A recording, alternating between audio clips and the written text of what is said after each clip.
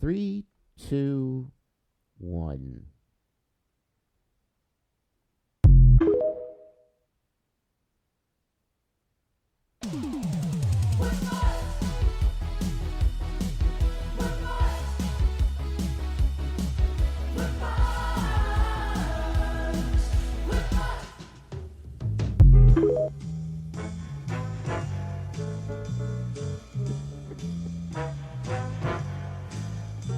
Okay.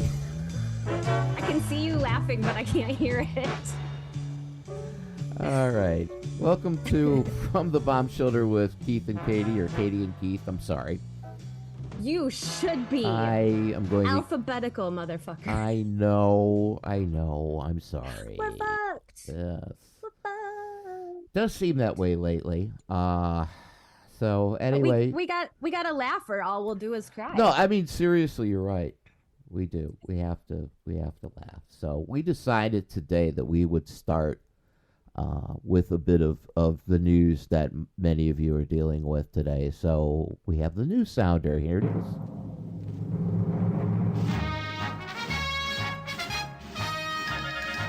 All right, the old mutual news sounder.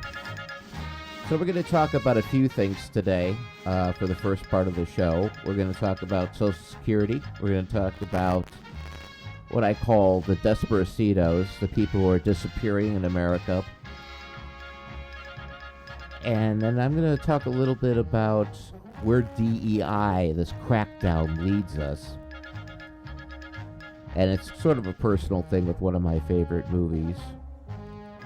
We have a lot to talk about. And then we're going to have the second part of the show. We're going to have a discussion on how to smash the patriarchy and how it's basically a lot of the reason that we're here is because of that. Yeah, so you had grouped these news stories on our shared Google Doc that we use as kind of an outline for episodes. You called the group of news stories Fear Factor, which is funny because wasn't that Joe Rogan's show? That was his. That's right. That was his old launched show. Him to stardom. Now I regret it. Well, I never watched it, but I know it was big at the time. Yeah, people were eating bugs and stuff. Crap like that. Just garbage TV. Well, and then Trump was launched by garbage reality TV too, with fucking, what was his show called? The You're Fired Somebody is doing a book, strangely enough. 1999, the beginning of low culture and how it led us to Trump. And I didn't, because 1999 was, we had Insane Clown Posse and we had all this other stuff. Remember going on, and that was the sort of the whole. That. Yeah, I know, but aren't they from the Twin Cities?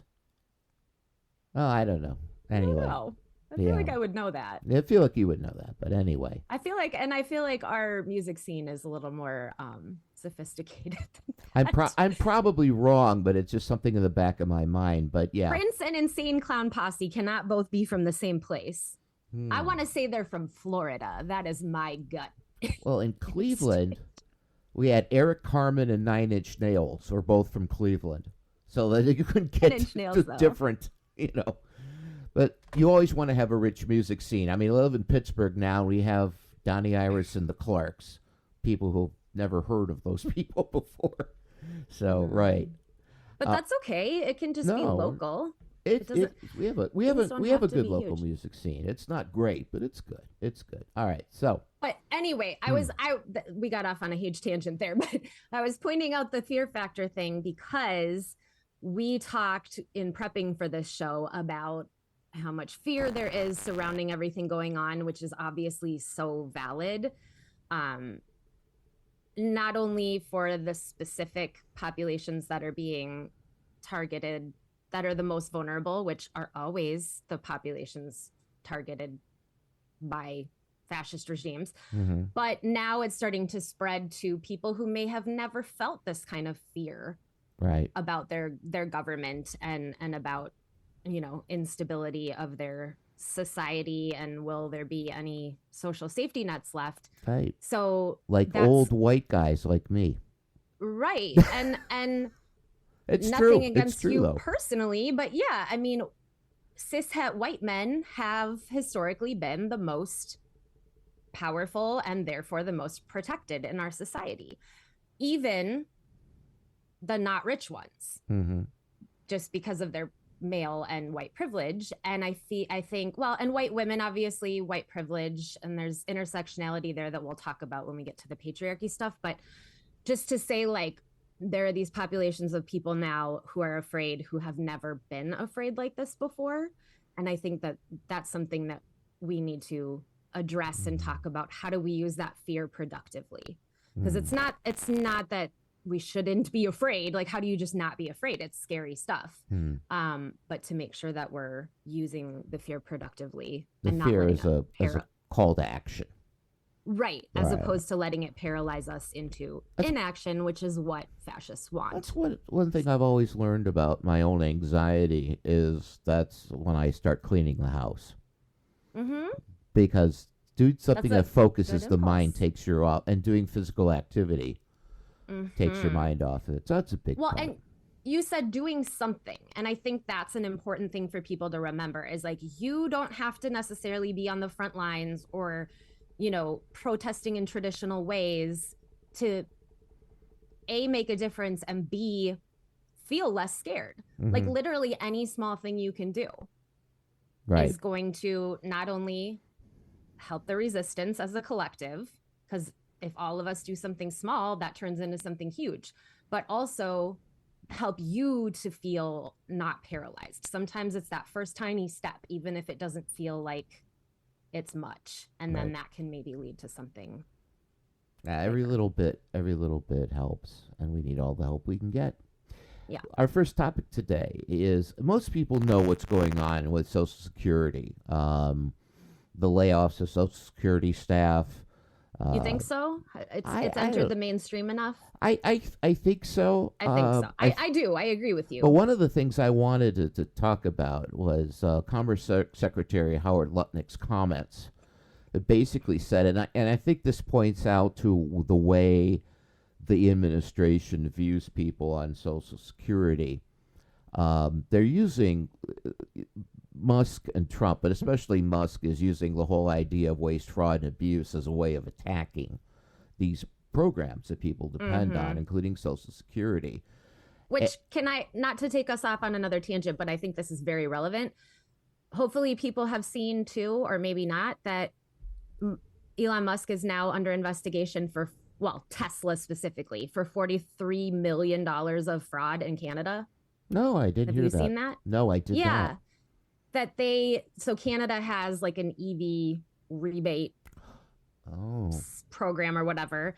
Not just for people who buy the cars, but for people for companies who sell the cars, apparently. And the article I read from the Toronto Star said that they claimed sales of like thousands of Teslas in one weekend because it was right before the deadline. And they hadn't filed anything before that. So they're trying to claim $43 million.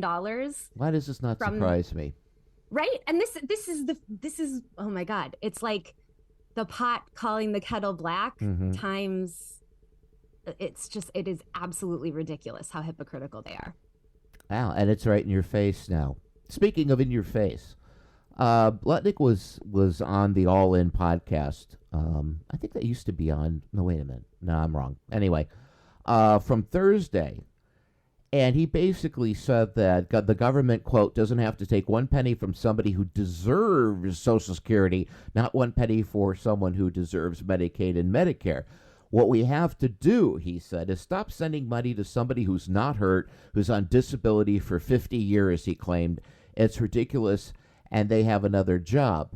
At one point in the 2-hour conversation, Lutnick said that if Social Security didn't send out checks this month, his mother-in-law, who's 94, she wouldn't call and complain. She thinks something got messed up, and she'll get it next month. A fraudster always Can she afford food in the meantime? Well, it's Howard Lutnick's mother. You figure she's pretty well off. You know? Lucky for her. Yeah. So Letnick said she thinks something got messed up and she'll just get it next month. The fraudster always makes the loudest noise, screaming, yelling, and complaining, the billionaire businessman said. Anybody who's been in the payment system and the processes who knows the easiest way to find the fraudster is to stop payment and listen, because whoever screams is the one stealing. God. Because my mother-in-law is not calling. Come on, your mother, 80-year-olds, 90-year-olds, they trust the government. Just no sense of irony there either. I know. That it's the fraudsters who scream the loudest. Uh-huh. Yep, it is. No, and here's the thing. These people are in such a bubble. All they do is they Do you think he even believes that? No. Let's not. Yeah, I don't know. You're right. I'm trying to make an excuse for him that they're rich people who only socialize with rich people in a rich person's world. But at some point, he's not an idiot. He has to realize this is bullshit. This is classic propaganda. It's the same reason that they shave the heads of brown people who they want to label as violent criminals and gang members and don't release their names or any sort of evidence that they actually have criminal records.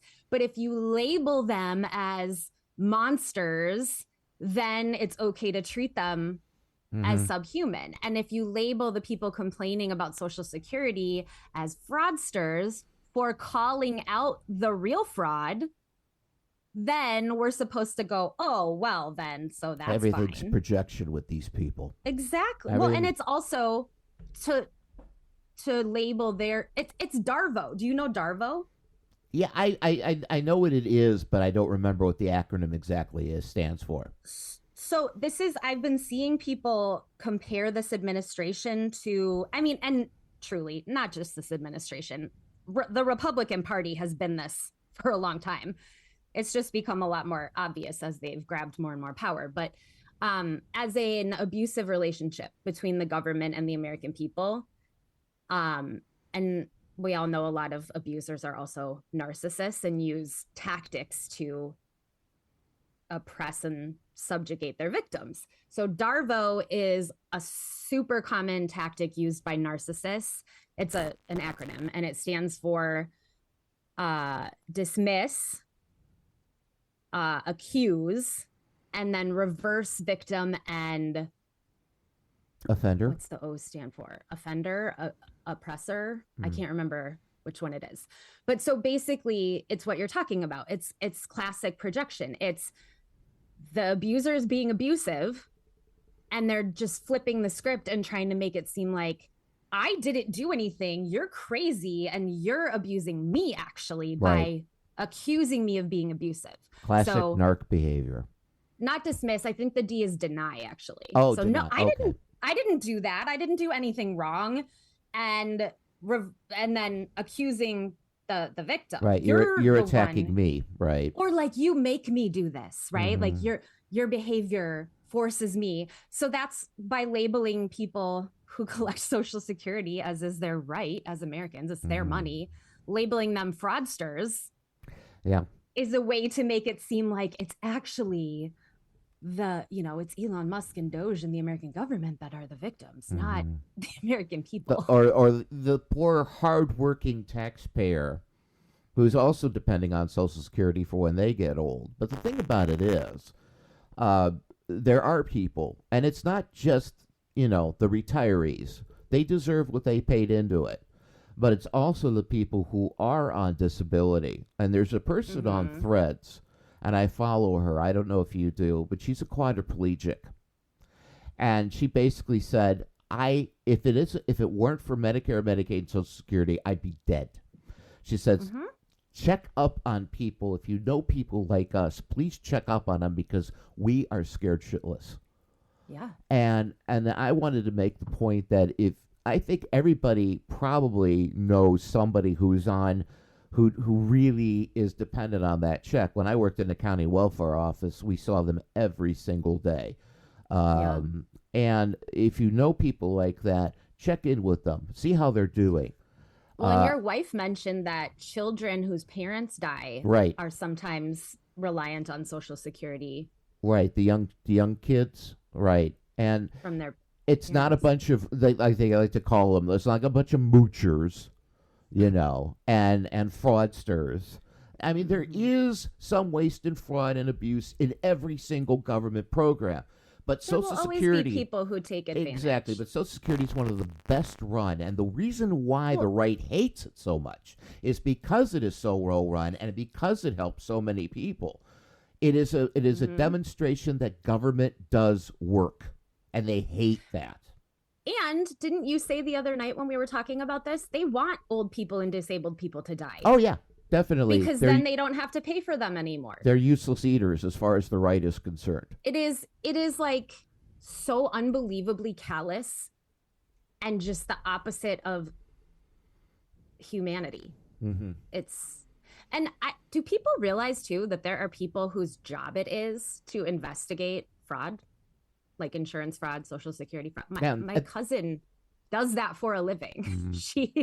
She investigates people who are suspected of insurance fraud. Like, it's not like it's just a free-for-all. Right. And those are the people that Musk is firing, is the people who look for fraud. Yeah, of course. The other thing that's going on with Social Security right now is, and I think this has been partly diffused, but the Social Security Commissioner was threatening to shut down the system because a federal judge had ruled against them on a particular thing about sharing information, privileged information with Musk. That is the most private information that's in the Social Security system. And the judge says you can't do that. Social Security Commissioner, whose name escapes me right now, basically said, well, if you don't allow us to do that, I'm just going to shut it down and checks aren't going to go out. And I think from what I read this morning, the Trump administration even told him to back off of that for now. Was that related to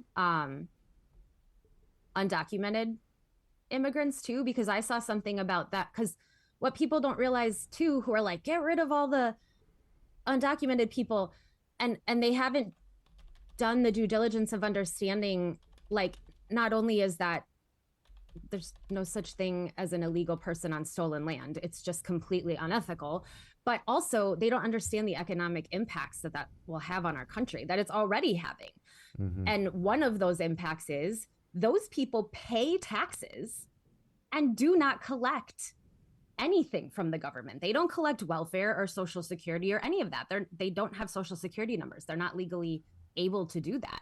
Mm-hmm. So they are apparent. So there is information about a lot of these people in the federal government's, in the Treasury Department about, because they have paid their taxes. Mm-hmm. And so the administration is trying to access that stuff to target undocumented immigrants too. Yeah, well, I say undocumented in air quotes, like, mm-hmm. we don't know that these people even are all undocumented. They're not given due process, so how would we know? Right. The Social Security acting administrator is a guy named Leland Dudick, who is a lower-level flunky who was taken out of retirement and placed in charge of the entire agency because he pledged his total allegiance to Trump. He reversed, according to CNBC, his stance late Friday after telling multiple media outlets a court order may force him to halt the agency's operations. Quote, I am not shutting down the agency, Dudek said in a written statement, adding he had received clarifying guidance from the court. Well, again, there's a bit of an exhale, but it's sort of like a strategic retreat. These people will always come back and try and do it again once you're like relaxed and thinking, okay, we're safe now. You're never mm-hmm. safe with these people. And the only reason they're retreating is because of the pushback. Right. They're always creating smoke screens to try to do this stuff quietly. And I mean, how do you stop Social Security checks quietly though? Like, yeah, we found out about it ahead of time and everybody made a huge deal about it. And so they aren't going to do it. But like, if that actually happened, how many millions of people are dependent on Social Security? Like, do they really think no one's going to notice? Mm-hmm. Or they just think it'll be too late at that point and there's nothing we can do? Yeah. I mean, and here's the thing, like, and this is going to sound kind of cynical on my part, and it's not like, I do not want innocent people to suffer children most of all, obviously, but people who didn't even vote for this are being thrown under the bus. However, the majority of the people who are dependent on Social Security are Trump voters. Well, they're baby boomers, first of all, right. Which means the majority of them voted for Trump. Yeah. White baby boomers, mm-hmm. right?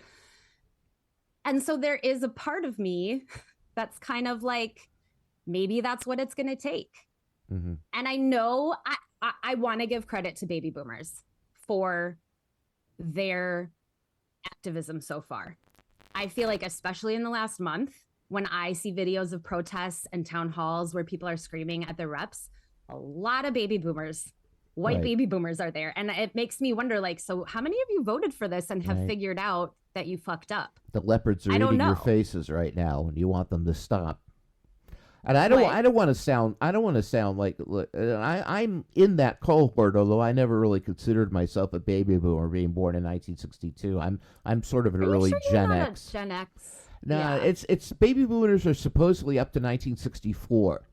But I've never really felt a part of those people. I feel like you're right on the cusp. I am on the cusp. But again, culturally, I guess I mean. Culturally. And like in terms of your personality too. But thank you. But and again, I'm one of those people who don't like seeing people get hurt, but you're right, choices do have consequences. But now they're coming around and they're in the town halls and they're screaming at the Republican representatives, don't touch my Social Security, don't touch my Medicare. Which, hey, you broke it, so you should be the ones fixing it. Yep. And so I'm glad they're speaking up, especially if they are people who voted for it and are realizing this is not what I wanted. At the same time, though, hello, we all warned you that this was going to happen. They laid it all out in Project 2025. Like, if you had listened instead of being such jackasses, you would not be so shocked that you are also...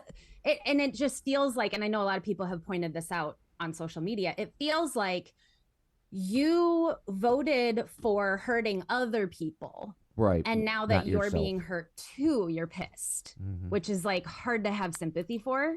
And at the same time, I'm glad they're pissed and I'm glad they're speaking up, because it is going to take all of us to stop this. But I mean, speaking of generational stuff too, like I'm a millennial. I'm an elder millennial. So I'm actually on the lower end, right below the cutoff for Gen X.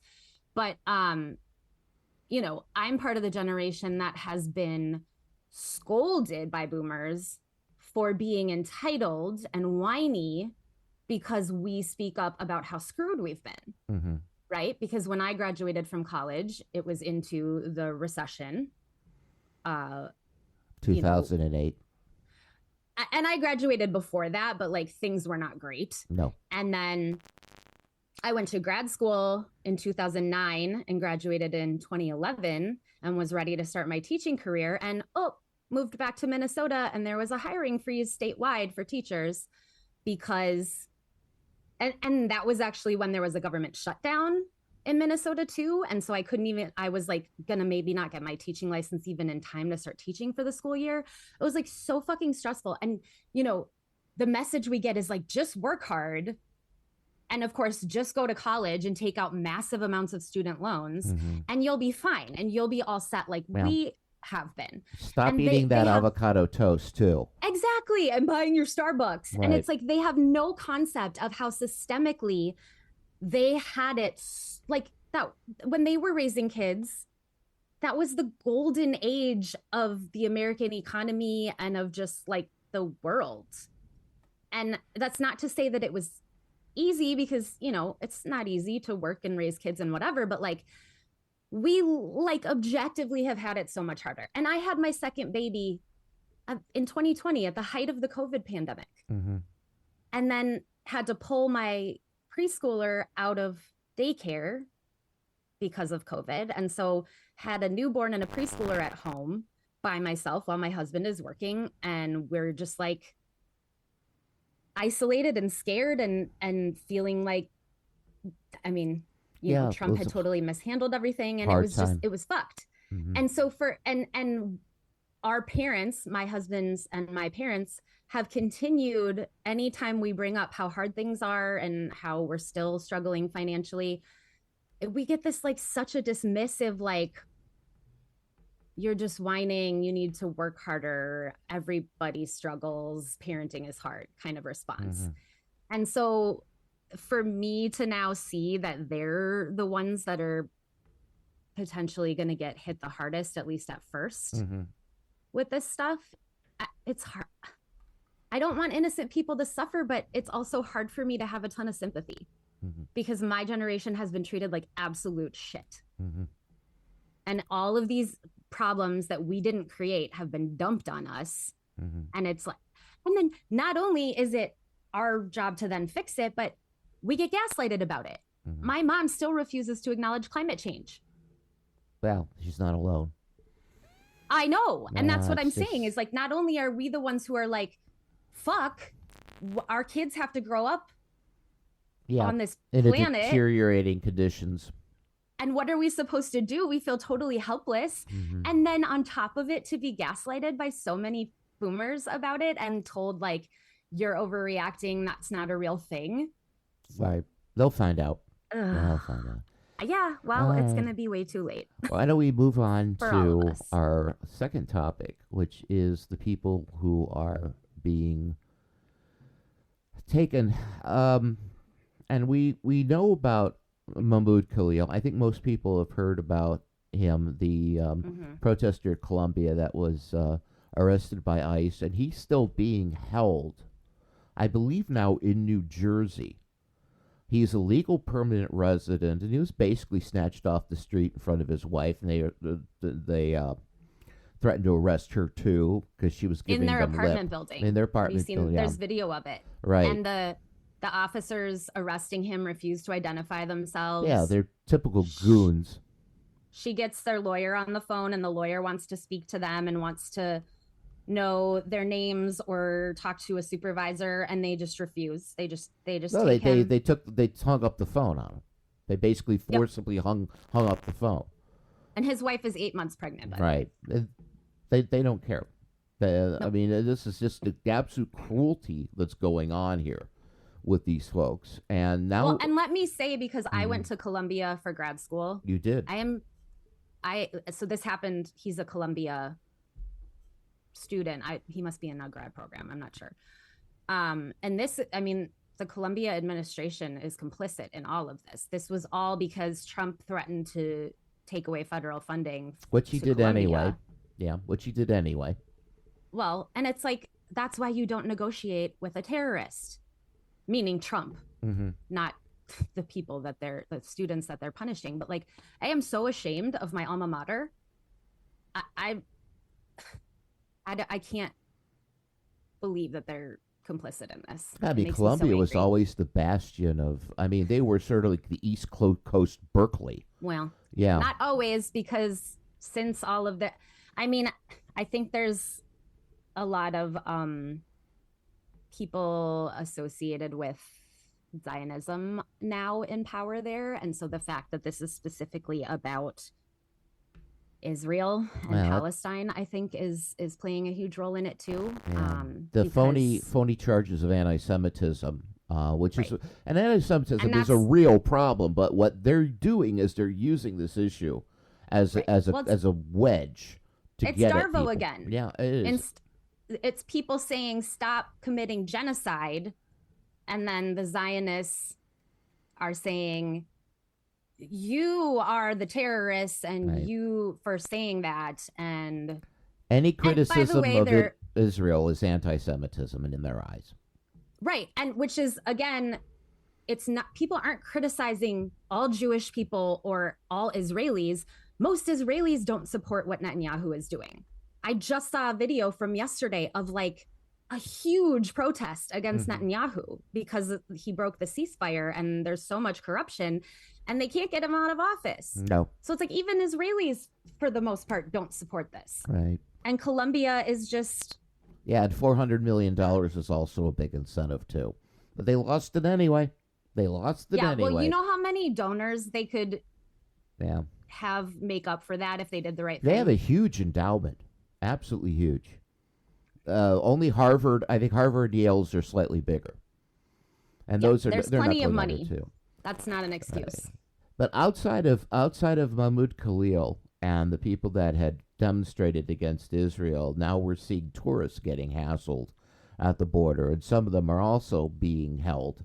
That Canadian woman? Yeah, the Canadian actor, Jasmine Mooney, who was held for she was held for 2 weeks trying to get into the border at San Diego. She had a visa, the whole 9 yards. And the thing that I want to make perfectly clear here is there's an incentive to do this that is money. Core-centric. This is for-profit. The for-profit prisons get paid for every person that they can incarcerate. So the more people that the border security can nab and put into the system, the more money core-centric makes, and they're a big contributor to Trump and the Republican Party. But because they all scratch each other's backs. Mm-hmm. That's their deal. So also, people are and again, you mentioned basic white people like me now are concerned because I have a cruise coming up first week of September that we've been saving up for like over a year. Yeah. And it embarks from Vancouver, so we're flying Air Canada to Vancouver. I'm going to have a little button saying I didn't vote for him. So the Canadians don't get too upset at me. But coming back through customs. And what will happen is on our way back, we fly from Vancouver to Toronto and then Toronto to Pittsburgh. And that's going to be late at night. And it kind of has me worried because, good Lord, I mean, we do this podcast. We comment on threads. We don't know who's tracking what right now. I'm an American citizen, but nevertheless, another immigrant. Yeah, I mean, it doesn't. Well, so talk about this immigration lawyer on TikTok. So this immigration lawyer on TikTok is now suggesting that anyone, including U.S. citizens traveling abroad who will have to pass through customs immigrations back in the United States, consider traveling with a burner phone that doesn't have your social media or text email history on it, because they can and apparently are going through people's phones looking for evidence of being hostile to the U.S. And they did that with the one, I'm trying to remember now, the gentleman that came from France who was a scientist. And they looked at his phone and they said, you're hostile to the United States, because he was criticizing what Trump was doing to the scientific community and how they felt they couldn't share information with the Americans anymore. So and was this a U.S. citizen or French? This is a French citizen, right? Who was coming to Houston for a scientific conference, and he was. So we don't want tourists anymore either. We don't want that. We don't want academics. We don't want scientists. We don't want I'm telling you, the brain drain. The brain drain right now is there was when it starts to hit for real. People are giving up their visas because they will not work in the United States anymore. 90 British scientists have given up their visas and are going back to Britain, including some people from Oxford and Cambridge who are doing studies in the United States. We have the one woman who was fled from Boston, was an expert in kidney transplants, which we're short of, and now she's gone. Yeah. So so what I'm going to do is I got on Amazon, because I am like, okay, burner phones sell for $40, and you can still access the internet on them. Okay, and I am going to buy one. I'm going to buy one and take it with me because it has a nice camera. You can still access the internet. Just keep your email off of it. Keep your social media off of it. Right. Don't connect it to. Right, because we're not at the point realistically where people like you and me are on the government's radar for talking shit. We would hope. We would hope not. Well, no, we're not, because there's millions of people doing that, and exactly, and people a lot of them are more on the air than us. A lot of people who are on the air who are saying this too, and on social media. And we have to be brave. And I wouldn't be concerned that I would get to the airport and be like, they recognize your name. But certainly, yeah, if they took your phone. If they're doing it on random, they're taking every 10th or 20th person, and they're saying, because they do shit like that. So and apparently they legally can do that.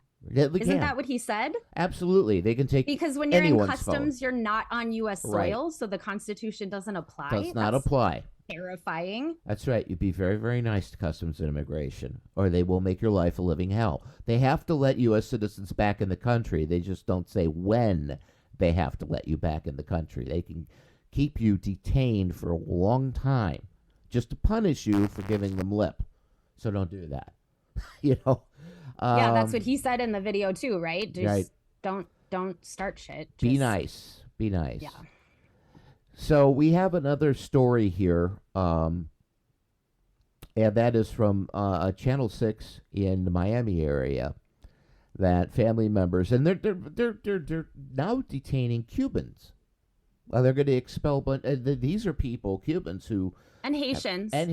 But the Cubans have always felt like they had privileged status in America. Oh, and Cubans voted for Trump. Very much. Huge. In fact, pretty much Florida went Trump because of the Cubans and, of course, the people in the villages. But now family members of detainees being held at the Chrome Detention Center are speaking out at the harsh conditions.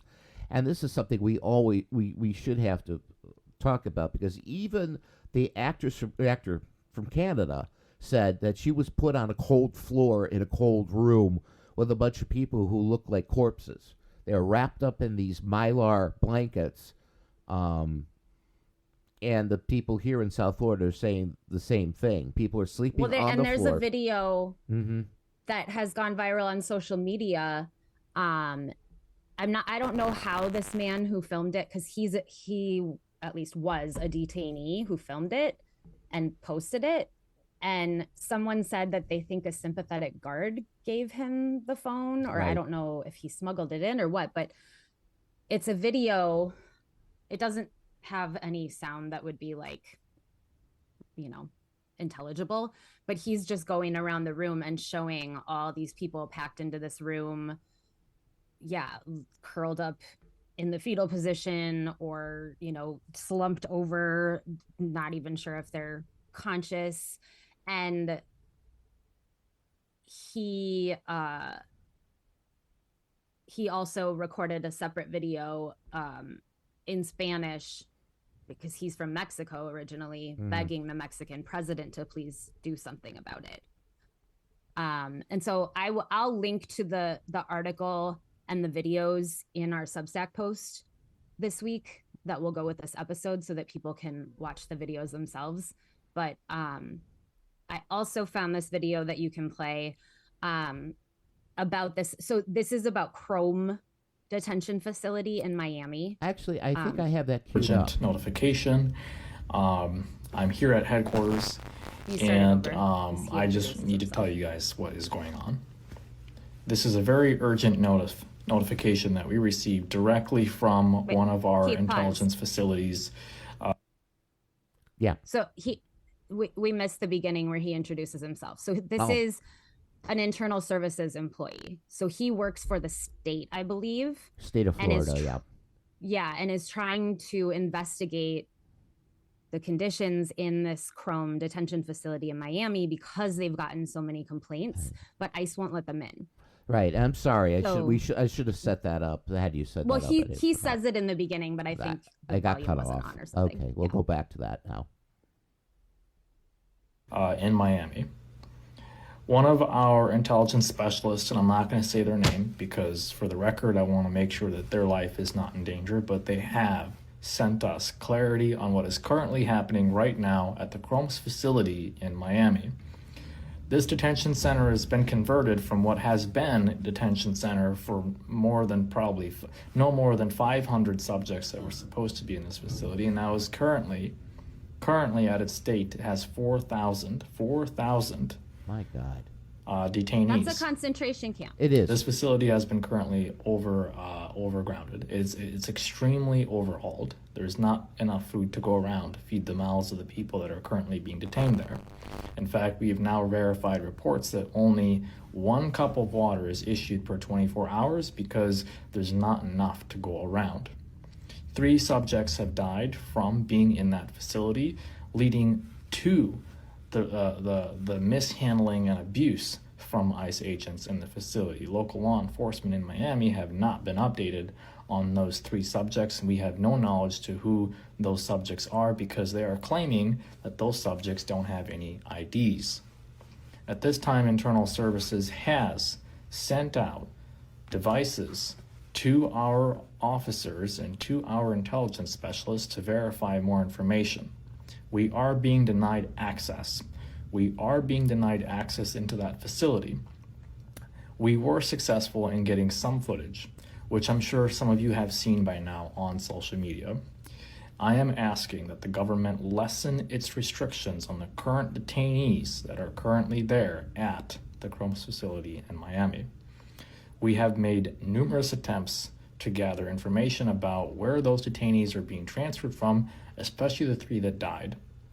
At this time, ICE agents are refusing to comment on any information regarding those 3 subjects. If anyone has any knowledge on who those subjects are, you are asked to contact us directly via email at ceo@internalservices.net or admin@internalservices.net. At this time, we are asking the public to gather as much information as possible on the facility, and we are in the process of distributing drones for aerial surveillance on the facility.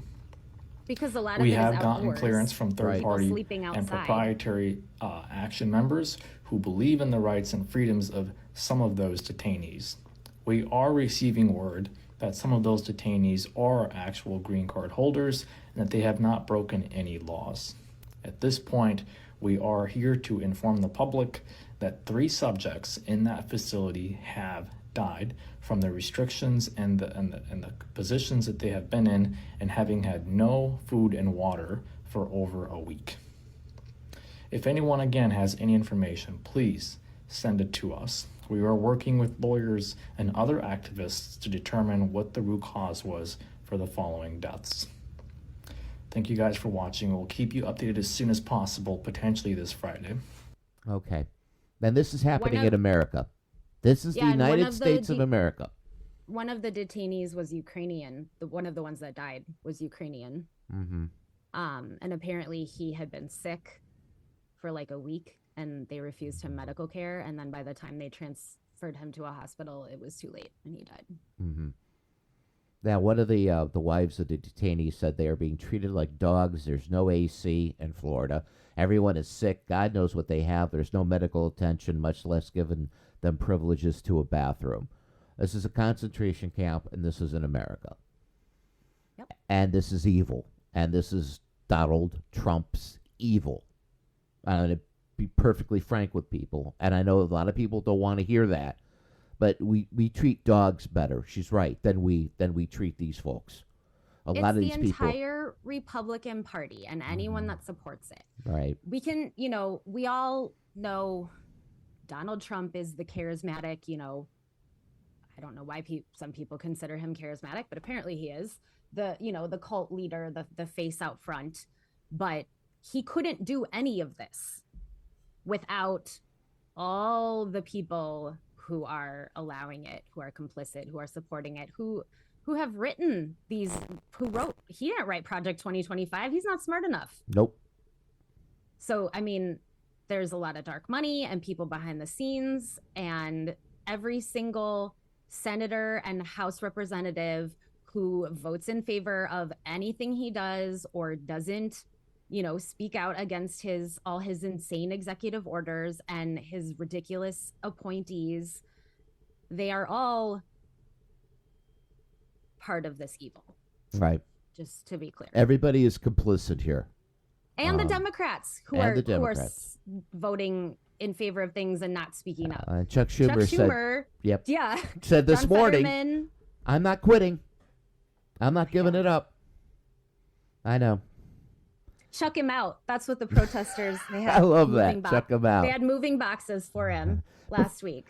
I mean, he's in New York. You piss off New Yorkers, they're not going to leave you alone. No. So good luck with that, Chuck. We have one more thing we want to talk about before we go to the break, and that's also the movement, the anti-DEI movement, to disappear people of black and brown people and women of achievement in government websites. And I know that a lot of people, and we had talked about this, and I was saying I'm really worried about this because this is a clear and present signal of a danger that you start off erasing people from government websites, and that leads to other erasures later on as well. But I know you found a particular video which kind of tells how people of color are looking at this situation right now. And I think you made the point that white people are a little bit more distressed at this than black people are.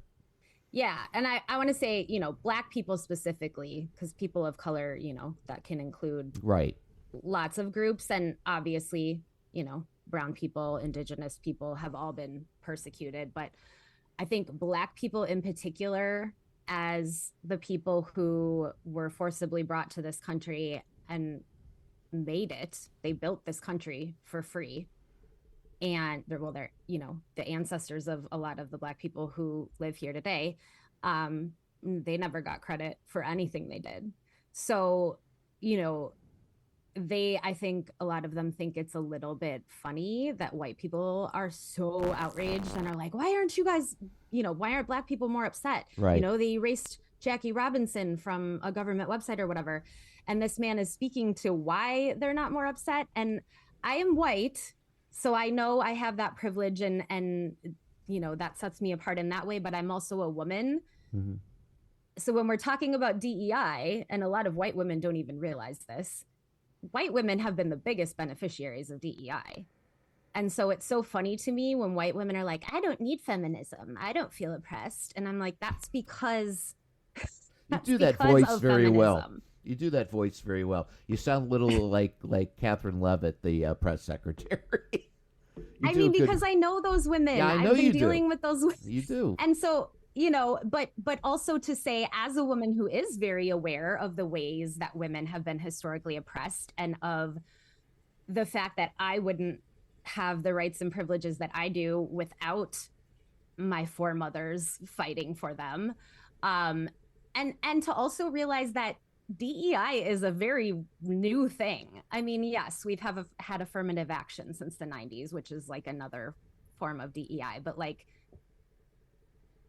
black people and women who are, white women, especially, of course, black women and brown women, but white women who are woke realize we have been ignored and not given credit and suppressed and literally lobotomized and put in psych wards if we speak out too much. We got hung during the Salem witch trials. Men did too for speaking out. But it's like a lot of us who have already been aware of this kind of systemic oppression historically in this country and currently are kind of like, we're not as shocked, I guess, is what I'm saying. And that's what he's talking about in this video. This is author Navi Robbins, and basically he's saying we're not impressed. So let's go cue that up right now. Do you want to share your screen so people can see him? This is what America is struggling with right now. You believe that you're making us hurt. Hubris. You're not. Like all of the things that you're rolling back, DEI, affirmative action, segregation, and all. You put those things on the books. You wrote bills and laws. And then you turned around and wrote other bills and laws to make it extremely difficult or sometimes damn near impossible for black people to actually gain real access and benefits from those systems. You have effectively trained us not to rely on you and your systems. So now we don't give a fuck. And at the moment in time when you really need black people to behave in a manner that you can benefit from, we're not. It doesn't matter what you take from within your systems. We know that it wasn't created for us. So you're taking it from yourselves, pointing at black people saying, nah, nanny, nah, nah, and we looking at you like, that was your shit. That's not ours. Even removing the soldiers from the websites, that's your shit. That's not ours. We know about them. Oops, sorry. I don't know what happened. That's what America is struggling with right now. There we go. You believe that you're making us hurt. That's the beginning again. That's the beginning again. I'm sorry. I think we got enough of that, though. Yeah. I don't know. I had a glitch on my internet, and I don't know what happened. Sorry about that, but I think the point is made. Yeah. And I'll link to that video in the Substack so you can watch the whole thing. But to the extent that a white person can, understand where a black person is coming from, but, as a woman, I get what he's saying. It's like, yeah, well, we've always been treated as second-class citizens, so. Yeah, I was going to do something here. I don't think it's after that. I don't think it's more or less redundant. But one of the people that I will mention that they did purge off the website. By the way, I found out this morning that they also purged B. Arthur. You're young, so you probably don't remember the TV show Maude. That B. Arthur was was the actress who, again, I keep saying actress, and I'm sorry, folks, I'm old. It's okay. She was Maude. And B. Arthur was on Golden Girls, wasn't she? And on Golden Girls, right? Yeah. Later on, and she was also in the Women's Army Corps. And that's why she was. And I didn't know that. And they got rid of her too, right? My wife didn't even know she was in the Women's Army Corps. But one of the other people, that's what I'm saying. I didn't know that. Mm-hmm. I mean, how many women and black and brown people and indigenous people have done amazing things that a lot of white people don't even know about, or that's a white woman we're talking about, B. Arthur, and we didn't know that about her. Like, we don't get taught that stuff in school. We don't, and now they're actively suppressing it again. Like, yeah. It's nothing new. They took the page down about Black Civil War hero Sergeant William Carney. Now, his name may not mean a lot to you, but if you remember the 1989 movie Glory, he was the character played by Denzel Washington. And his page was eliminated along with Jackie Robinson's and the rest of them. I don't know if his page has been restored. But one of the things that, I mean, if you've seen the movie Glory, you'll know his story. He carried the flag and never let the flag hit the ground during the Union Army's assault on Fort Wagner. In 1863 with the 54th Massachusetts, 54th Massachusetts Colored Infantry Regiment. The ones that get reinstated are the ones that are getting the outcry. But there are some people that have every right to be on those sites because people don't know about them. They're off. And we talked about this, and I know you have Pete Hegseth, the Secretary of Defense, said during a speech to the Pentagon last month, why do you get rid of something like DEI? Because from our perspective, it served the purpose of dividing the force as opposed to uniting the force. And he had also said that anyone who says diversity is our strength is the stupidest thing you could possibly say. And again, this is where we're going as a country. Because, Drunky McRapey here, the Secretary of Defense, basically saying that if you're not a white male, you ain't shit. So to say that this is divisive, like this is such gaslighting, the whole point is to divide people. That's it. The whole point of getting rid of DEI, the whole point of not acknowledging and of treating women and Black people and brown people and Indigenous people and gay people and trans people and all these, you know, historically oppressed populations, of treating them that way is to divide people. And this is the oldest trick in the white supremacist, misogynist playbook. And again, this is not stuff that you probably learned in history class, because it doesn't fit the whitewashed narrative that we're brainwashed with as Americans. But in the beginning of slavery, they were forcibly bringing over Black enslaved people, and there were white indentured servants coming from Europe, quote unquote voluntarily, but a lot of them it was because they had a criminal record, and so they could serve like 7 years of indentured servitude here and then have their criminal record expunged and basically have like a clean slate to start here. And they were supposed to get like some money when they were released, right? Which a lot of them got screwed over, of course, or didn't even survive their indentured servitude, you know, sentence or whatever.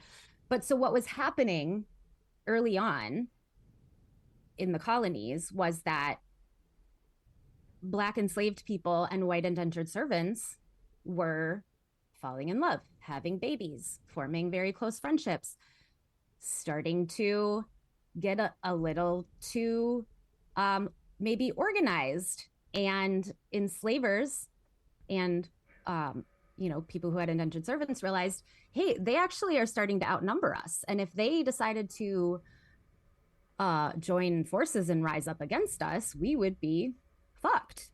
So they came up with a plan to divide them. And so what they did is they literally passed laws saying that a white indentured servant had slightly more rights than a Black enslaved person. Mm-hmm. They were slightly better. They would often put a white indentured servant in charge of monitoring and punishing Black enslaved people. So like you've heard about how a lot of times the field, the white people in the field, I forget what they were called, the ones with the whips. I mean, where the term crackers overseers, came from. The overseers were not the owners. They were other white people hired to do that. And I think that started with white indentured servants, because what they realized is if we give them a little power and make them feel a little better than Black people, even though we're still treating them like shit too, and they're being exploited, we can divide those groups. Mm-hmm. And it worked. And you have a century where you have poor Southern whites basically came from that group of people. And being told, your enemy isn't the rich people at the top oppressing you. Your enemy is Black people and immigrants and, you know, trans people and whoever they can point the finger at. And these people are too brainwashed and ignorant to see it for what it is, which is a manipulation tactic. Yeah, it's just so that you won't rise up against them. What Lyndon Johnson said, you take the poorest, most ignorant white person and you tell them that he's better than a Black man, he'll empty his pockets for you. Yeah, okay. They know exactly what they're doing. And it goes back to, I mean, they released records or audio recordings of Reagan talking about this. All right. Do you remember that a few years ago? Oh, I remember that, yeah. Like they knew it's all Nixon as well, by the way. Yeah, it's all completely, it's not an accident. They know what they're doing. Why don't we take a break now, and we'll come back. I wanted to add one more thing, because when you were talking about Sergeant William Carney, right? And talking about Black women too. Have you ever seen the movie Hidden Figures? No, I haven't. So that's about the Black woman in the 60s who worked at NASA as mathematicians. I heard about that, yeah. And I mean, without them, America wouldn't have won the space race. Yeah, they performed the mathematical calculations that made it possible, right? And they got no credit. Nope. They didn't expect to. either, because that's just how things have always been. Oh, and so now they're doing the same thing on the NASA websites. They're letting go of Black and brown people, women at NASA, erasing their contributions from the NASA website. There's a Hispanic woman on Threads who is one of those erased NASA people that I follow as well.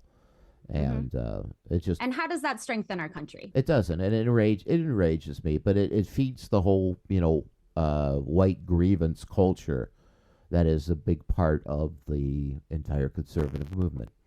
Right. But I mean, for him to say that the idea that diversity is our strength is stupid, like literally it is. Without those Black women, our country wouldn't have won the space race. Without these people that you're trying to erase, we don't have as much brain power to be a strong country. But you just choose white supremacy and misogyny over the greater good. Yeah, and if it weren't for Black and brown troops in the United States Army, we'd have an army roughly the size of Turkey at this point. And women. And women, yes, exactly. And there are trans people that are getting... Oh, actually, a judge just blocked that, right? I believe so. For now. We'll see. Okay. Let's take a break. And we come back, we'll talk a little bit about the whole idea of how to basically look at fear and how to use that as a call to action. And then we're going to talk a little bit about the patriarchy and how it has everything to do with so much of what is going on today. But we'll be right back with that. This is From the Bomb Shelter with Katie and Keith. And we'll be right back. We'll be right back right after this.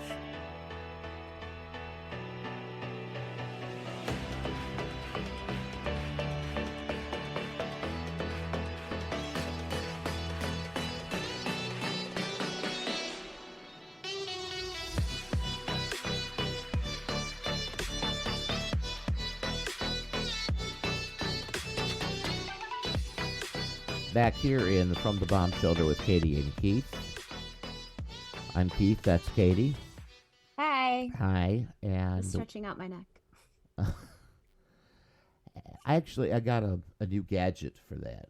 I got one of those neck massagers that you plug in. Nice. And it's like, yeah. Get in there.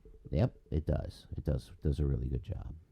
So we've been talking a lot about, and I talked with Jillian about this topic last week, about how to use fear as a call to action to get yourself moving, because the worst thing you can do is sit and doom scroll and feel nothing but fear. It paralyzes. Action is the antidote to that, and also humor. Yes. And yeah, that's kind of just what I wanted to touch on is Sure. I don't think that we should demonize fear. I mean, there's something called healthy fear, first of all. Like, yes, fear can paralyze you and sometimes it's irrational, but in this case, being afraid is completely appropriate. And if anyone tells you it's not and you're overreacting, that's maybe someone you should talk to, because that's either a sick person or someone who's gaslighting you, or like, there's every reason to be afraid right now. And yeah, we don't want it to paralyze us, because that's exactly how fascism thrives. It thrives on fear. And I'm actually quoting this awesome post I read the other day from Grapey Lyle. I'll post a link to it on Substack, but this person wrote this whole thread about how humor and mockery have been used to deflate fascism. So the post starts with, fascism thrives on fear. It needs to be taken seriously to work. It wants you cowering, silent, overwhelmed. But there's one weapon that absolutely wrecks fascists, and history proves it: mockery. Nothing deflates fascism faster than being turned into a joke. And so then the person goes on to talk about the Great Dictator in 1940 was Chaplin's silent film where he mocked Hitler. Mm-hmm. And then The Producers in 1967, Springtime for Hitler. Mm-hmm. And then he goes through all these other Monty Python's Mr. Hitler sketch, and he goes kind of just down this timeline of, Sacha Baron Cohen's entire career. Borat is, all of that.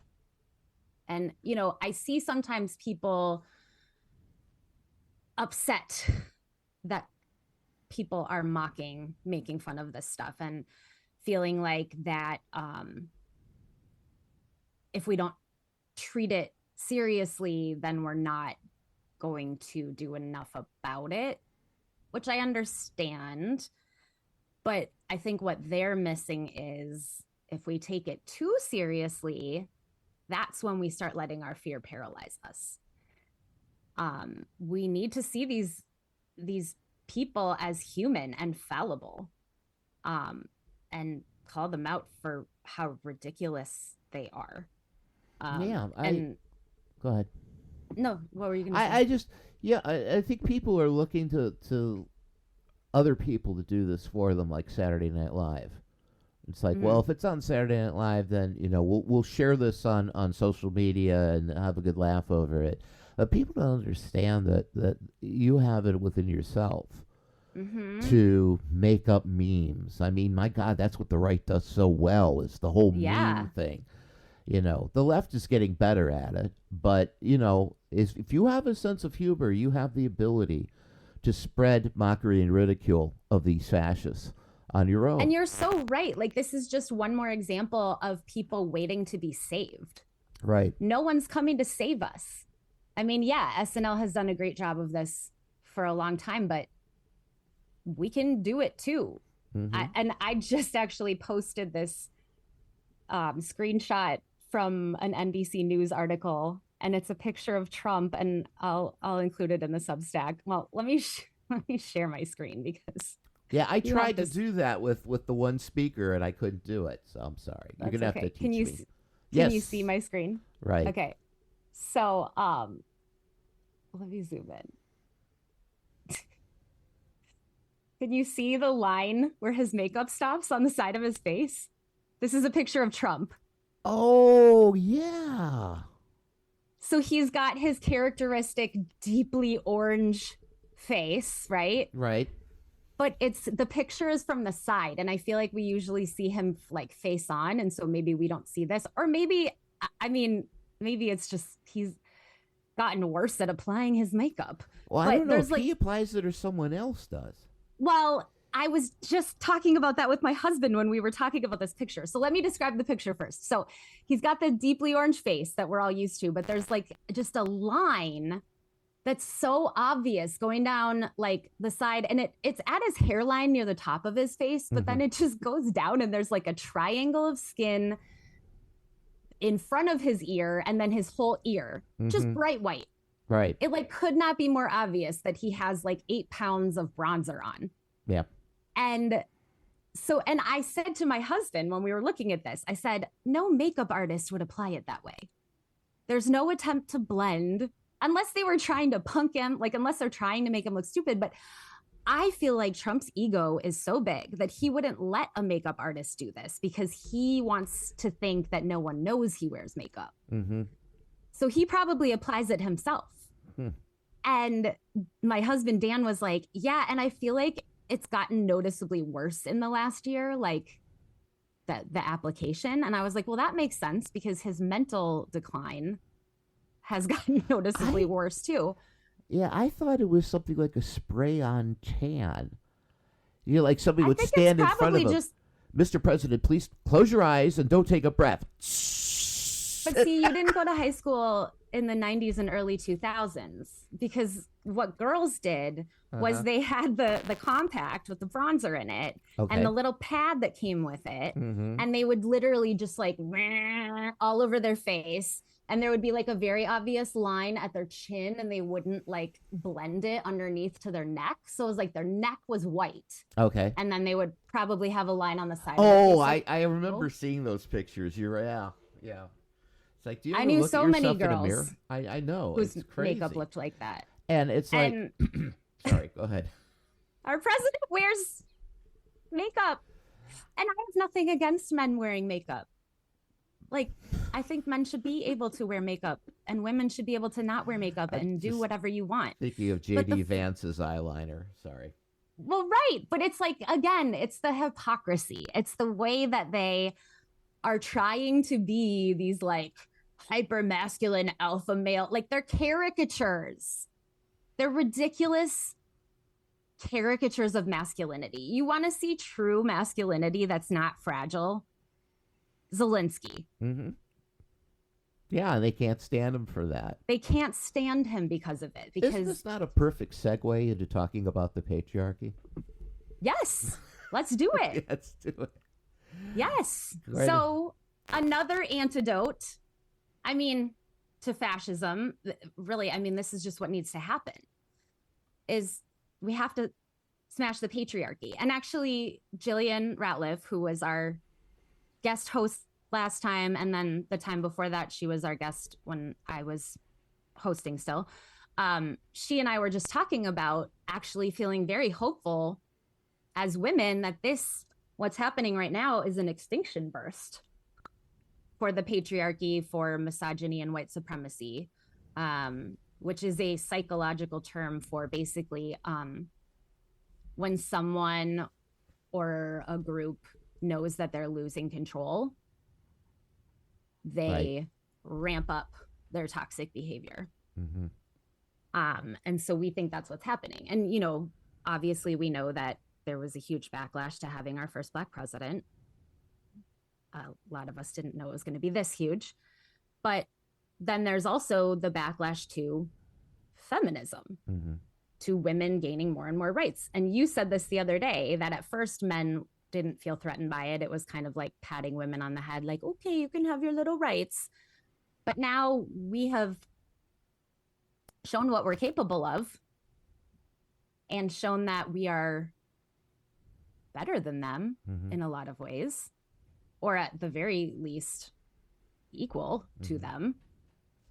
And that's when the backlash kicks in. So what this has to do with fascism in general, though, and everything that's broken in our society right now, and in a lot of societies in the world, it comes back to patriarchy and white supremacy. And patriarchy and white supremacy are about dominance. They're about conquering empire, warrior kings. And that's, you know, what capitalism is based on too. It's based on competition as opposed to meeting everyone's needs. And you can't have any of that stuff without oppression, right? Because if there's going to be winners, then there also have to be losers. Mm-hmm. And the losers are very often just the ones who can't fight for themselves, like children and disabled people and people who happen to be in the minority in terms of race or sexual orientation. Mm-hmm. And so I think that is like the root of everything that's broken about our society.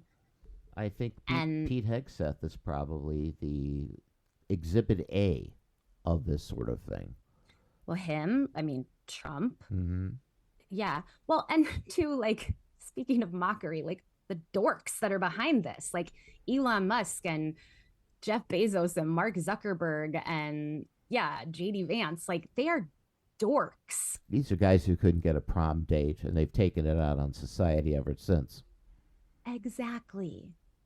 So all of this toxic masculinity, this masculinity crisis of, you know, white men still doubling down on all of this, and all the incels, like Gen Z, the girls are so disgusted with the boys because all the boys have been red pilled. Right. And they don't want anything to do with them because they're all just spouting, you know, Joe Rogan quotes and Ben Shapiro. Mm-hmm. But then they're complaining about the male loneliness epidemic. Like, stop sucking. Literally. I keep seeing these articles about, and there was another one in The Guardian. Women are not getting married. They don't like the available men. Why would we? We can take care of ourselves now. Better being off alone than they are having to mother another child, in essence. And so this is why now they're ramping this up with the evangelical white nationalism patriarchy bullshit about women need to be in the home and have as many babies as possible, and women don't need to vote. There's a family vote. Their husband can vote for them. Like, this is misogynist fucking propaganda that we have seen, apparently not recently enough for some women to recognize it for what it is, because a lot of the fucking trad wife influencers actually buy into and perpetuate this. The pick-me girls, Yes. And so that leads into a clip, a video that I wanted to play that I thought did a really good job of talking about the intersection of patriarchy and white supremacy, and how white women, not all white women, but historically a lot of us have really like fucked ourselves over because we've chosen patriarchy. Well, we've chosen white supremacy as a way to be close to patriarchy. Right. So rather than saying, hey, patriarchy hurts us because it's, you know, obviously it thrives on subjugating women, but as white women, if we can be close enough to patriarchy that we still get the benefit of white supremacy because we don't shun that, then we still get some of the privileges and we're somewhat protected, right? And so then we'll throw our black and brown sisters under the bus, and truly we'll throw ourselves and each other under the bus, being pick-me girls, like you just said. Right. Is this the masculinity crisis video?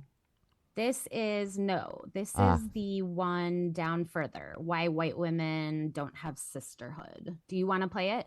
You see that? Can you? I don't know if you share your screen, if they're going to hear, if I'm going to be able to hear it, so I can play it. But I'm not sure. I can't find a way to share my screen right now. That's okay. Just play it. Do you see it? Yes, I see it now. Why isn't it not? You got to click over here on the link, the video link. Oh, that's not the video link. All right, I'm being stupid. Sorry, folks. Here we go. It's okay. Start this over again. To this question of what I mean when I say that white women lack sisterhood and aren't in tune with their womanhood. So let's get into it. First of all, I believe that at large, white women are taught to be dependent on men, and black women are taught hyper independence. Both are unhealthy, and neither one of us are being taught to be interdependent, which is the ultimate healthy way to be. And both teachings have good points and flaws too. So for white women, I feel as though y'all at large are conditioned and taught to be women in the most patriarchal form. Y'all are taught to not trust yourselves, to not fully be confident in who you are, to not go about life thinking about you first, but to essentially live, breathe, and die around the approval and acceptance of men. Y'all aren't taught at large to go to college to get an education. Y'all are encouraged to go get your MRS. They don't care about the degree. Get that MRS. Y'all aren't encouraged to be ambitious in your career. You are encouraged to be a wife and a mom. And the white women who do prefer their career and pursue their career over motherhood and being a wife, they're called bitches. And they're looked at as old maids and hags and shit, and not women who have centered themselves, and it's not seen in a positive way at large. Y'all are essentially taught that your identity and your worth is surrounded by your proximity to a man and your having kids. That's the gist of it. And because y'all are taught that your identity or part of your identity is wrapped in your proximity to men, y'all are like the supreme pick-me's. No offense. Male acceptance and male approval matters a lot to y'all. And this is why y'all lack sisterhood, because y'all end up looking at fellow white women as competition and not as sisters. This is why we can see white women being so vile and mean and low down and cutthroat to each other, because there isn't a sisterhood. There is only competition. And the competition is to be the most conservative, patriarchal white woman that a white man could ever have. But it's not self-serving. In fact, it is very self-sacrificial. And that's why a lot of y'all end up resorting to substance abuse or finding a way to escape it all because you've lived your whole life for someone else and not for you. This leads to why I say y'all aren't in tune with your womanhood, because if you've lived your whole life attaching your womanhood to proximity to men or to motherhood, what do you really know or feel about being a woman that's solely about you? Because y'all receive so much pressure to come across as conservative, legs closed, skinty girls, y'all spend so much time worrying about body image, worrying about being perceived as a slut or not, that you're not really taking any time out to figure out who you are. Okay, no, but can we talk about it? Because Okay. That's a whole sermon. And it really is a whole sermon, and it starts like in junior high. I remember. Oh. Yeah. Sooner. You think? I know. 5th grade? I remember being 5, 6 years old and worrying that my belly stuck out too much. Shit. Because I had a sway back. I still do. And I was in gymnastics. And so I would have my little leotard on and I would look at the other girls and their bellies didn't stick. And I didn't have any fat. I was 5. But my belly stuck out because I had a sway back. So it was just the way my body was and is. And I remember being self-conscious about it very, very young. Wow. I had no idea it starts that young. I figured it was sort of a junior high thing. It does, and I think this is the way we need to start thinking, because it starts that young for boys too. I used to play, when we would talk about this in my English classes, about, gender stereotypes and why they're harmful. I would play this video of this little boy at the doctor's office getting his first shots. Okay. Or maybe not his first, I guess, because he probably had him as a baby, but he was getting shots and he's probably 3. And, he's really scared and the nurse has the needle and she goes, okay, 1, 2, 3, 1, 2, 3. And she gives him the shot and he has that sort of delayed reaction that little kids have when something hurts. And then he starts crying and his dad goes, oh no, don't cry. Be a man, say, I'm a man. And his dad beats his chest and then the little boy goes through his tears, I'm a man. And he's trying to stop crying. He's fucking 3 and his dad is already pushing that message on him. Yeah, I went through something. Is that bringing anything up for you? Yeah. It does. Like and I was first called fat in the 1st grade. I remember that. And I had the shot incident too. And my father was disgusted at me, and I think that was also right around the 1st grade. And it's just something you end up living with, Now it's like shots are no big deal. It's like, yeah, here's my arm, stick me. Well, I remember when one of my boys, because I have 2 boys, I remember when one of my boys was 2 or 3, we were outside talking to neighbors and he was running on the sidewalk and he tripped and hurt his knee and started crying. And I ran to him to pick him up. And my male neighbor said, oh, come on, buddy, you got to man up. And I was like, that's so gross. I didn't say anything to him because it caught me off guard and I was focused on my kid, but don't fucking say that to my kid. Right. He's allowed to cry when he gets hurt and have his mommy pick him up. Well, and that is so fucking toxic. And then think about what message that sends to kids. To boys, it sends the message, you're not allowed to express your difficult feelings unless it's anger. That one is acceptable, right? Right. But you're not allowed to cry. You're not allowed to express vulnerability or fear.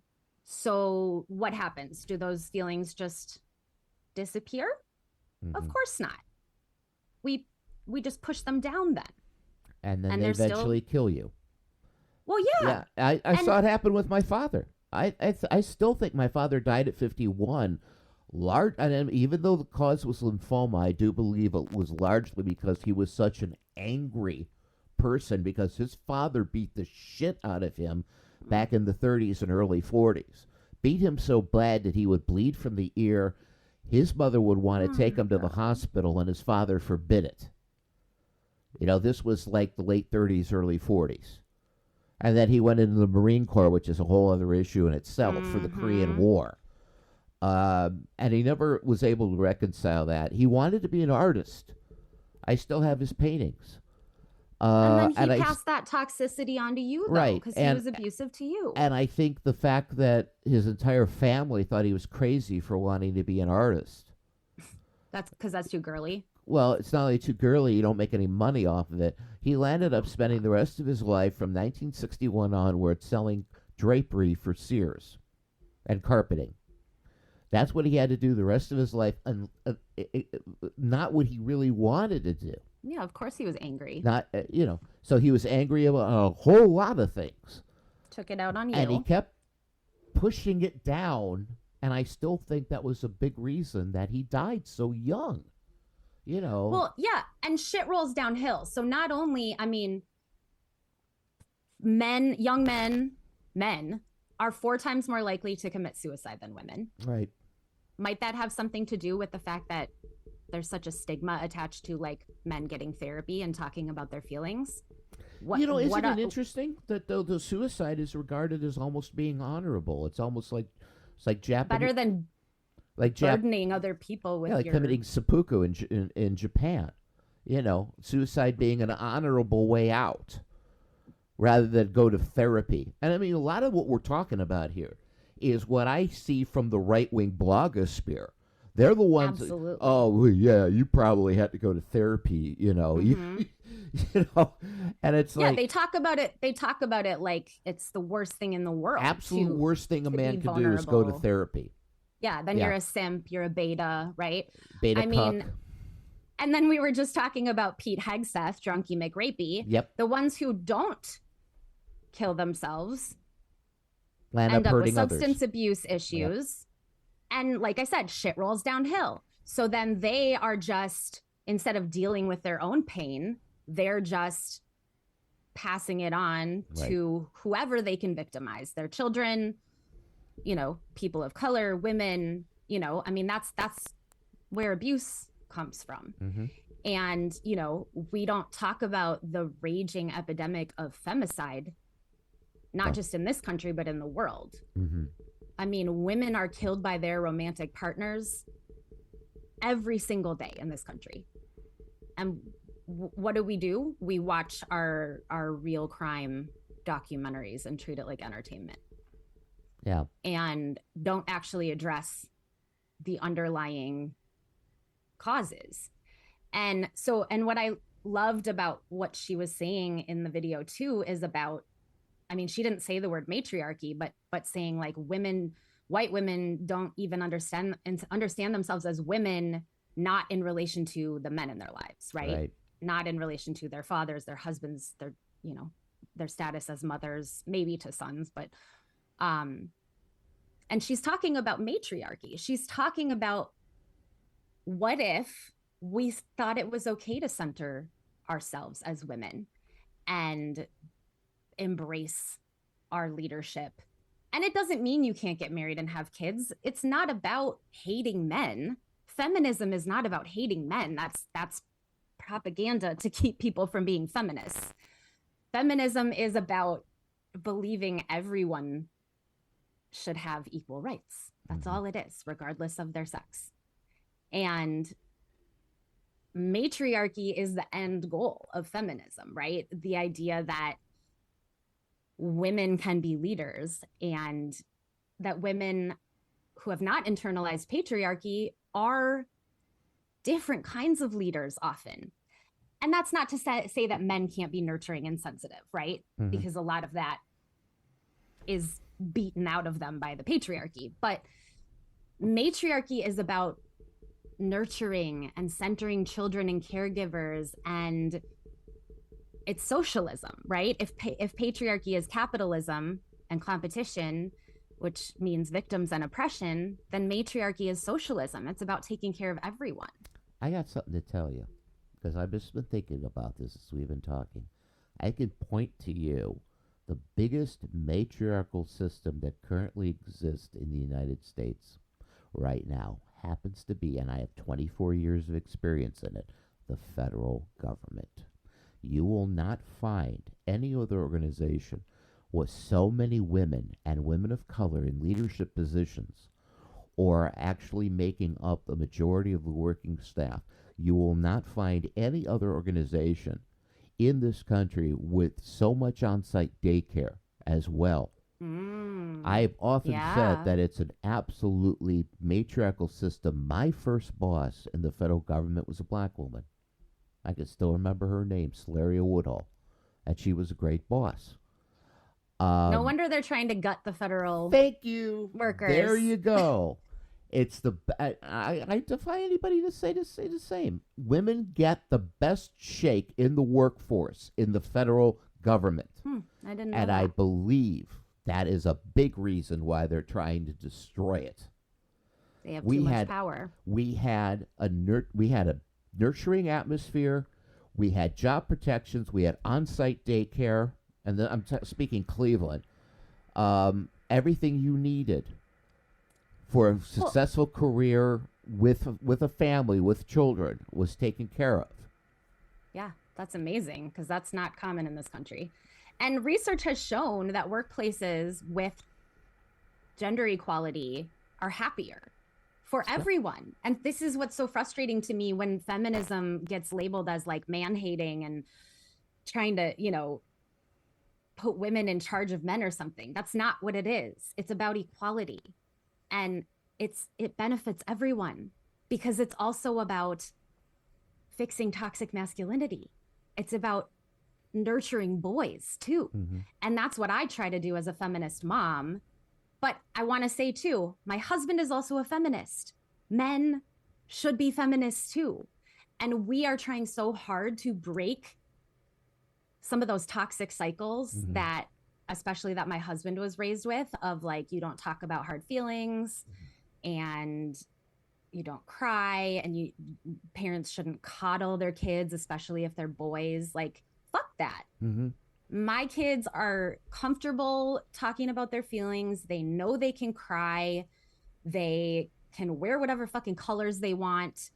My 4-year-old the other day started doing like ballerina twirls in the living room and goes, "Look, I'm dancing like a girl." And my 7-year-old goes, "That's just ballet. Boys can dance that way too." And I was like, I didn't even have to say anything.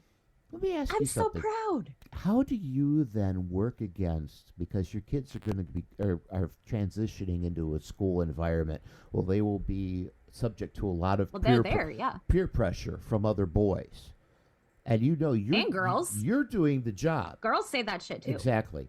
You're doing the job, but all the other parents who don't do the job send their kids, and it's not that I'm worried about your kids per se. I think you're raising very strong. That's a really valid question. But they're going to be coming down on kids who don't. And I saw it. Of course, I went through school in the 70s, but definitely there was a whole thing about, you got to let boys be boys. You can't act that way. That's what girls play with those things. Girls do that. You remember that Gillette commercial, the one that caused so much of the ruckus about 5 years ago, the ones with all the boys will be boys. I don't know if you remember. That was Gillette, and they took a ton of crap for that ad. Was it a feminist message? Oh, yeah. Huge time. Okay. This is a razor blade company. They're basically saying, let boys, have their own, let them grow up and experience everything there is. I don't know if you remember that, but yeah, it was huge. That rings a bell. It was huge. It had basically the same impact that the Bud Light commercials did. I'm trying to remember what her name was. That trans woman. That trans woman. I mean, it was the same sort of outrage, and people started boycotting Gillette shavers. Yeah, but keep in mind too that the outraged people are always the loudest. There are a lot of people that are like, yeah, that's a good message. Yeah, and so that's what I want to say is it is a different time than when you were a kid. There are a lot of parents, not all of them, but there are a lot of parents who are raising their kids like we are. And not necessarily to that level in terms of the gender stuff specifically, but even just, that's what gentle or respectful or conscientious parenting is about. It's about letting kids express their feelings and not shaming them for it and making sure they know they're safe, as opposed to, oh, you're having a tantrum. You need to go in a timeout until you're done with those feelings because I don't want to deal with it. Or worse. Oh my God! And timeouts were supposed to be like advanced that was supposed to be the gentle. Yeah, I know. And now even that, because think about it. What message does that send a kid? We don't want to be around you when you're having difficult feelings. Right. I was sent to my room. Yeah, and come out when you can, act exactly. proper, whatever. We want our kids to feel safe to express whatever they're feeling, be themselves, not feel like they have to hide that or be ashamed of it. That's how you raise healthy people who can actually manage their emotions as opposed to just suppressing them. But I think you also really do have to make them mentally tough because they will come under a lot of peer pressure to conform to masculine stereotypes. So you don't make them mentally tough. You talk to them about it. Mm-hmm. And I think that's a big misconception too, is the idea that you have to prepare your kids for the big bad world onslaught by being hard on them. No, not by being hard on them, by having them be firm in who they are, their own personhood. Okay, gotcha. So when they get the peer pressure, they say, hey, you know what? You believe what you want to believe. I'm going to be the person I am. Because that's tough. That is tough to do. Oh, totally. And it's going to look different at different ages, in terms of what's developmentally appropriate. But right now we just, my 4-year-old is obsessed with unicorns. And so I couldn't find any we went to this secondhand children's store that we shop at and couldn't find any unicorn shirts in the boy section. So we went to the girl section and found him this adorable unicorn shirt that the unicorn is made from sequins. And he's obsessed with it. But he could tell that it was cut differently than his t-shirts he usually wears because it's a quote unquote girl cut. And he was worried about that. And he's 4. And he was like, I don't know if I like it, mommy. And like the sleeves were kind of pinned up on the side to look a little like shorter and more girly too. And I said, well, I can cut the thread and let the sleeve down a little bit. Would that be better? And he's like, yeah, do that. And then he was going to wear it to school and I could tell he was a little nervous and said like, what if other friends don't like my shirt? And I said, well, they're allowed to have their opinion, but what matters most is that you like it. Right. That's what I'm talking about right there. Yeah. So, and I tell them too, if someone is mean to you, then maybe they're not your friend. Exactly. We don't have to be friends with everyone. And we don't need to listen to people who hurt our feelings. Yeah. I always say if you can come out on the other side of junior high with your personhood intact, and you've got it for life. Yeah, I mean, obviously we're not at the hard part yet. No. But I think all you can do for that is open communication because it's going to happen. You can't go to school with them and, shield them from and no, you can't. We shouldn't do that. No. We shouldn't do that because they need to learn how to deal with. You know who does that though? The basically Christian nationalists. Oh yeah, that's why they homeschool. That's right.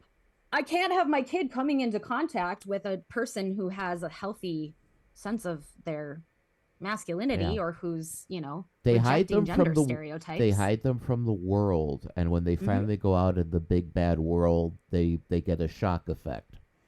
And a lot of them end up leaving. I saw that in Catholic school.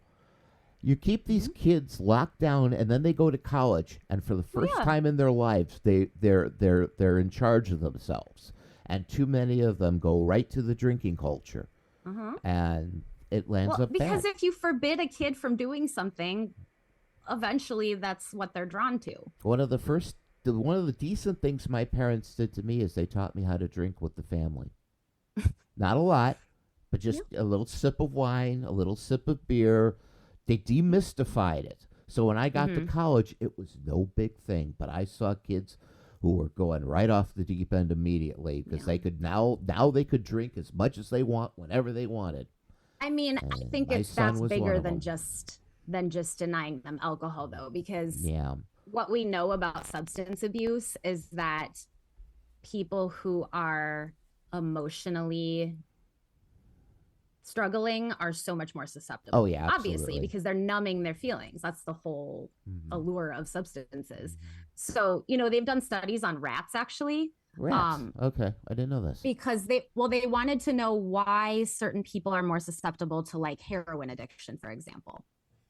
And so they put these two different groups of rats. One of them they put in cages with no stimuli, nothing fun. It was like a jail cell with just, food, water, and then they had access to, I don't remember if it was maybe cocaine or I don't know, some drug, unlimited, as much as they wanted. They had the little thing, where they can like push it with their paw and it'll like drip, and they can drink it, and they could have as much as they wanted. And then the other group of rats, they put in these very like these cages full of like activities, the wheels they could run on and toys. And I think the first group of rats were isolated too. And the second group were with other rats in a rat community. And they also had unlimited access to the same drug, and they weren't that interested. Right. And the ones that were isolated and in these like, prison conditions became addicted, drug addicted rats. And, and then they extrapolated that because they know that someone who like goes to the hospital and gets, what's the hospital version of heroin? The really morphine. Yeah. Gets morphine. I mean, that is purer than street heroin. I mean, if you're going to get addicted, that's when it's going to start. Why can some people leave the hospital and never touch it again and they're fine? Right. And other people become addicted so easily. And there's probably a genetic component, of course. I think so. But so much of that has to do with how emotionally healthy you are, and whether you want to numb your feelings. Yeah. I think we have good conversations. We talk a lot about child rearing because we come at it from different generations. And I think we could do a whole show about this, quite frankly. Totally. Yeah. But yeah, and I guess so what I wanted to say is, I think that our goal as a society, and truly, I think as bleak as things are right now, I think this is an extinction burst of patriarchy and white supremacy if we can get past this hump, which is apocalyptic, and people are going to get hurt and it's very destructive and it's going to take a long time to recover from it. But I do feel like the pushback is growing rather than receding. And I think on the other side is the potential for something matriarchal and something more egalitarian. And I'm not talking about communism for anyone that wants to, freak out. And no, I'm not saying everyone. Pinko. I'm just talking about making sure that everyone's basic needs are met and that vulnerable people in a society are taken care of. And that is a more matriarchal form of governance. Yeah. And again, that doesn't mean you can't have men in leadership. That doesn't mean men are, subjugated or anything. Men can be sensitive and nurturing too if we raise them that way. And that's why I'm so proud of my generation. So many of us are doing that work to reparent ourselves and raise our kids. And two, I don't know how much of this would apply to your generation, but I think a lot of people in my generation, women specifically, feel like the girls in our generation were raised being told, you can do anything, girl power. But nobody told the boys that. Yeah. So if it's only half the population and then the boys are still like, no, we want wives who are also our mothers and who do everything for us, and then how are we supposed to thrive? Right.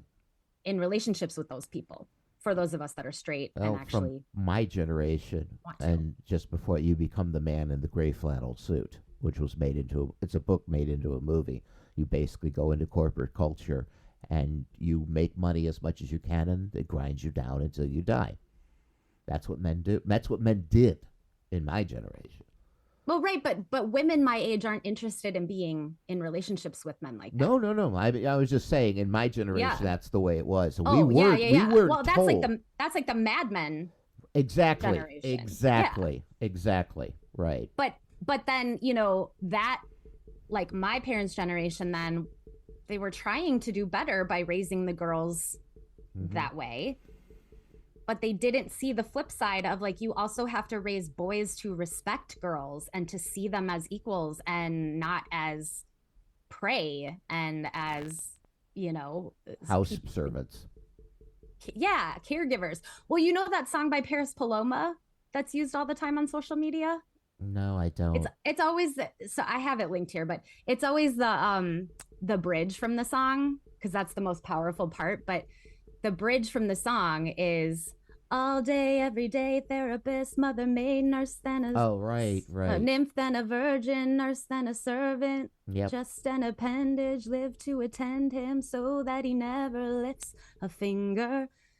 24/7 baby machine so he can live out his picket friend's dreams. It's not an act of love if you make her, you make me do too much labor. Like that, I feel like that is the anthem of Gen Z girls. Yeah. And it's why they don't want anything to do with most of the boys their age. Yeah. And I'm proud of them for that. I mean, I'm married to a wonderful guy and he is a feminist, but he's also had to do a ton of work to get to where he is because he was raised with, I mean, we both were raised with super toxic messages, but, you know, his particularly about gender roles, especially. So. Yeah. I could go on about high school, 1977, 1981, where it was a master class in that sort of dichotomy between girls, you know, and boys and girls. But anyway, we're going real late, so why don't we end it there? We have like an entire section we've never gotten to. The preparation. Yeah, and why don't we make that number one next time? We'll talk about tune in next time. Talk about preparations to consider as we go forward. Number one, just as a teaser, says women divorce your Republican husband. And so there you go. And here's the thing, though: if you're doing that, there are considerations, as we well know, that have to do with resources and procedures, especially if your husband happens to be one of these violent possessive types. You know, so we'll get into that. But all the more reason to get away from him while you still can. Absolutely. They're trying to get rid of no-fault divorce. Right. That's exactly what they're doing. All right. Well, we'll end it there. This is From the Bomb Shelter with Katie and Keith. And we will see you hopefully next week. Say goodbye, Katie. Well, go ahead. We'll be in touch. We can't promise you every week, but we do. No, there will be an episode. Yes. Next week. All right, everybody. Now take care. Don't let the fear become your master. All right. Use it. Do something constructive today, and we'll see you.